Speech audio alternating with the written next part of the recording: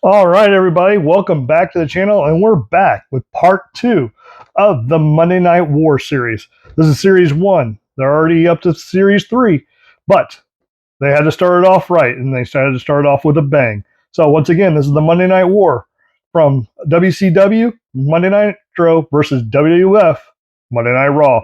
So as you can see, we have Stone Cold Steve Austin and Hulk Hogan, who had just turned bad, so now he's Hollywood Hogan. I would have to say that these two were probably the ones who led the charge for their respective brands. Okay, Stone Cold, even to this day, if you're not a wrestling fan, you know who Stone Cold Steve Austin is. You're going to be able to say the phrases. You're going to know what he's about. Hulk Hogan had already been an icon since 1980s. Then that got stale, so he went to the dark side. He became the leader of the NWO. Now, I think that was one of the best things that he could have ever done for his career because the red and yellow had kind of gotten stale. And then this went completely different, and it became like one of the hottest times for wrestling. They were actually, if you think about it, on average, they were hitting about 4 or 5 million people watching on a Monday night between both brands. So, I mean, you don't see those type of ratings nowadays. So, talk about the glory days, right? So we're going to start this off. I'm going to start it off with Stone Cold Steve Austin. He was a mainstay. He was like one of the best, one of the most popular wrestlers, if not the most popular wrestler after, that other guy, the Rock. I mean, Mr. Pebble. I don't know. I've never heard of him. I hear he's a pretty big guy. But in all seriousness, what I'm going to do is I'm going to open this up, and then I'm going to come right back to you, okay? See you in a bit. All right. So when we're looking at this, normally I'd say he gets 2 Fists of Fury and a pair of mic holding hands, but as you can clearly see, he is not holding the mic. I love that they added in a can. Obviously, they can't put Budweiser or anything else that he would drink on the can because of copyrights. But as you can see, this is like one of those iconic type moments of Stone Cold Steve Austin. He's got the cool camo jacket, the cool camo hat that does come off and shows off the Stone Cold bald head. I have this little piece of thing or piece of plastic to hold his jacket in place. We're going to go ahead and pull that off because I want you to see what he has hiding underneath there. And underneath that, he has his ever so popular Stone Cold Steve Austin shirt. So you have the Austin 316 right there in the front, and on the back, you have that Stone Cold Flamin' Head.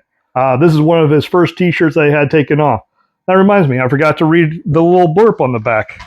All right, on the back it says, the Texas Rattlesnake drove a truck with a tank full of Steve Weisers down the road to WrestleMania 15 and straight up to the Raw ring to hose down the corporation.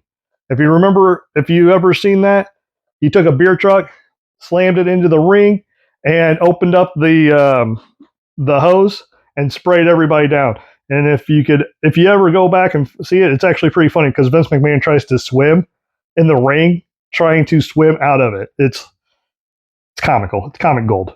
All right. So as you can see, Stone Cold, he's getting ready to kick somebody in the gut, give the stunner, and then he's got to celebrate. I wish they would have like a beer can that was kind of open, so it kind of looks like he's guzzling it into his face. But that's probably not very kid friendly. But who am I kidding? I'm not a kid, so that's what I want. All right. So I'm going to put him off to the side for right now, and then we're going to open up the newest bad guy on the land, Hollywood Hulk Hogan. In the front, you're going to see it's got the little picture of Hollywood Hogan right there. On the side, it's going to be another glamour shot. Over here, you got the Hollywood Hogan. On the back, it says, as he's talking to Mean Gene, fans wanted to know why Hulk Hogan turned his back on them. Gone was the red and yellow. The fact is, Hulk Hogan grew tired of the disloyal fans blaming him for all their problems and vowed that the New World Order would take over WCW. And I would say he actually did.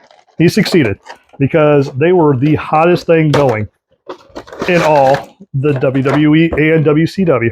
So, once again, I'm going to pause this. I'm going to come back to you after I get this out so you don't have to hear about all that crunching. So, see you real soon. All right, everybody. I got him out of his package, and he's ready to go. First thing that you could tell right off the bat is he has to be a bad guy. Can't be a good guy anymore. Has to be bad because he's all black, right? He's in all black. No more red and yellow. No happiness. No, not to be found.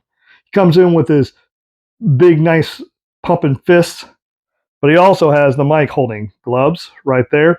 Now he hasn't quite cutting them off and started wearing the biker gloves yet, but that'll be down the line. This is one of his first appearances as the new Hulk Hogan. Now, one cool thing that I like about this is that this weight belt has the Hulkster on the back of it, just plain Jane. Like I said, this is his first little soiree into being a bad guy. It's got the black tights, all black boots, the black gloves, the black bandana, hiding that cool head of hair. Stylish. But one of the things is this will be the start of the NWO. I mean, this is, I think, night 2, right after he turned his back on WCW. So now, like I said, tomorrow what we're going to do is we're going to build the figure. Still haven't told you who it is, but I will tell you, if you don't know who it is, you'll be surprised. Just like they were on the first night of WCW Nitro Live from Mall of America. That's your one hint. If you want to Google it and spoil your own surprise, go ahead. And if you looked at the packaging, I guess you probably saw it on that too. But either way, I'm going to build that figure, and then we're going to rank these figures that we just saw, and the Scott Hall and the Undertaker. Who was my number one? Who's your number one? You tell me. Now, the other thing I want you to do, please tell me, what did you think of the editing style? Do you like it when I take them out of the package? Do you not like it when I take them out of the package? Would you rather hear all the crunching and storytelling and all that kind of stuff? You let me know, because I want to model this off of your guys' feedback. So, have a great night. Look forward to seeing you tomorrow. Have a good one.